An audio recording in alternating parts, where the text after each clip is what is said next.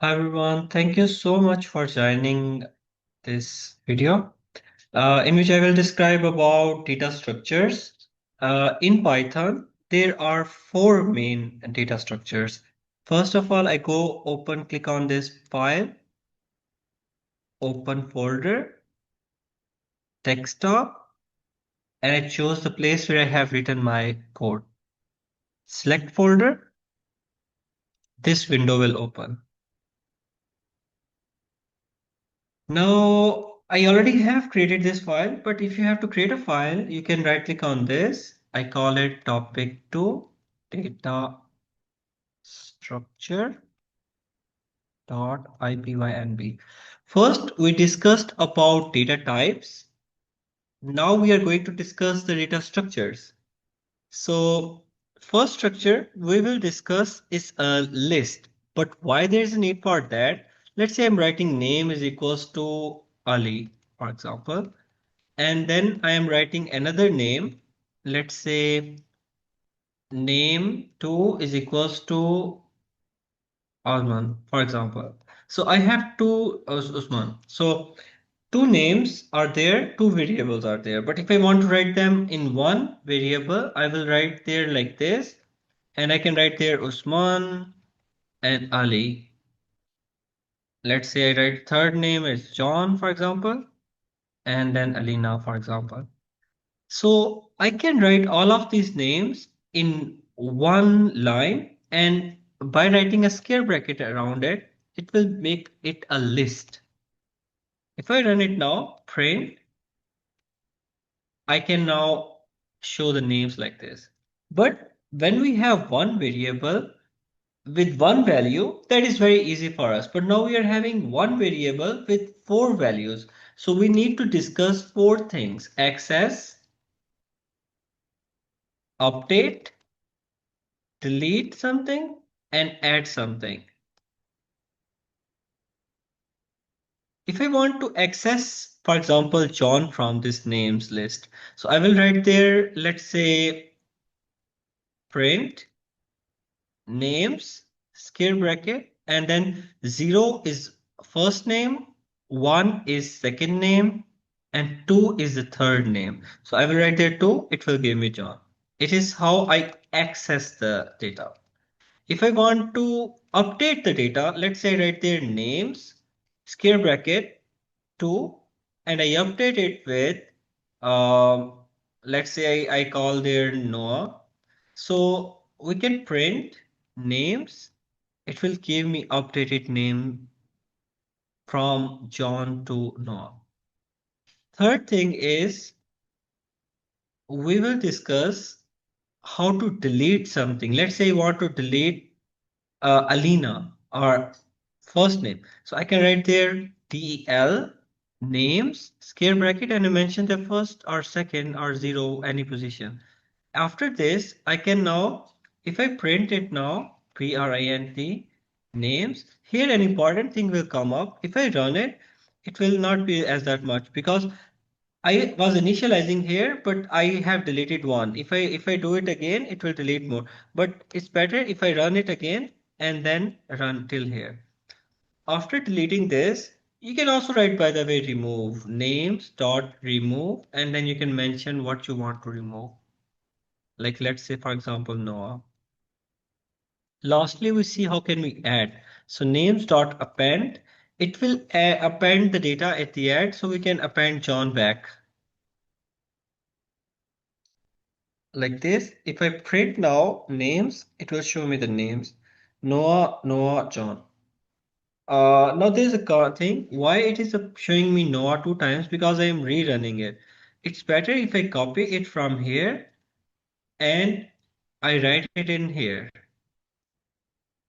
Like I cut it from here and I paste it in here.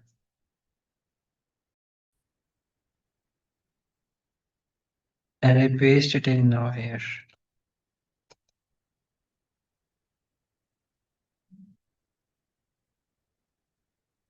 Okay, and now I run it, it will stay same. Now I have added John at the last. If I want to add the John or any name in the start, for example, I write there names dot Or maybe I can write their names. Yep. List, which is a list, dot insert in this list. Something like I want to insert their uh, Umair, for example. Then it can insert Umair. But I also have to mention where I have to insert. I want to insert on the zero location. So it will add insert on the very starting location. Print and names will give me now the updated list. So this is all about the list. Now we have different other data structures. Let's say if I write names and then I write all those names again, but instead of writing a square bracket, I write a small bracket now. So this will make it a tuple. But if I write this stuff and then I try to see like what you can do with tuple, and I can write there can do.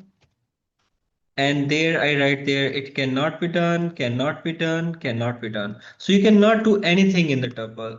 So it is something fixed. You can even try this on your side. If you try to do same thing in here, for example, if I write there like a names, square bracket, designated it does not need to be name. You can write there people or anything. You can write any name.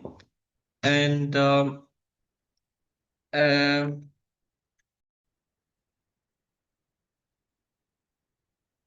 we can write the people, and let's say I write one. I want to change this name with, let's say, uh, any name. For example, I write there Andy, for example. Let's say, and I print People and shift enter. So it will give me error on this particular line.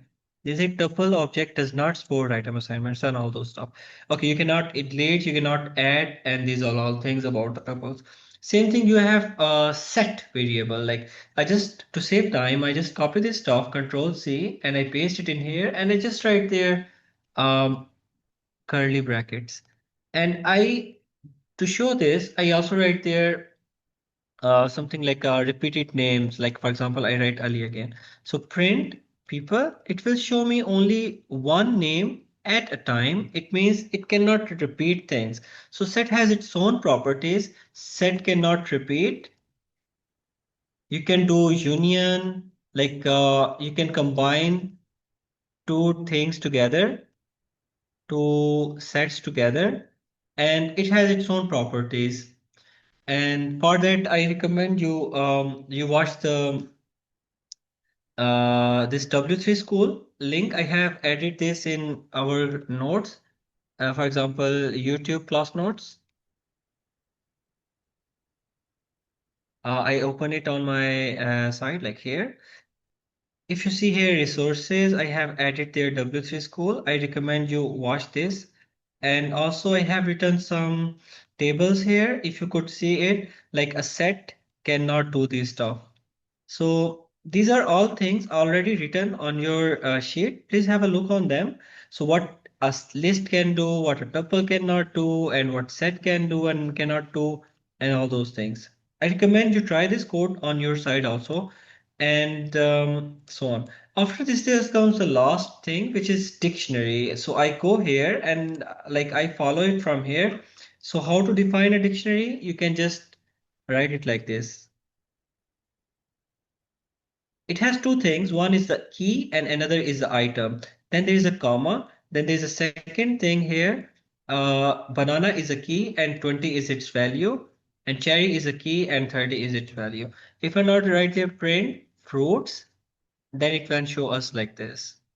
If I want to access it, then I recommend you try this on your side as a homework. So I recommend you try how to access it, how to, for example, add something it, how to remove something, how to change something. And I also recommend you try this. This is also interesting.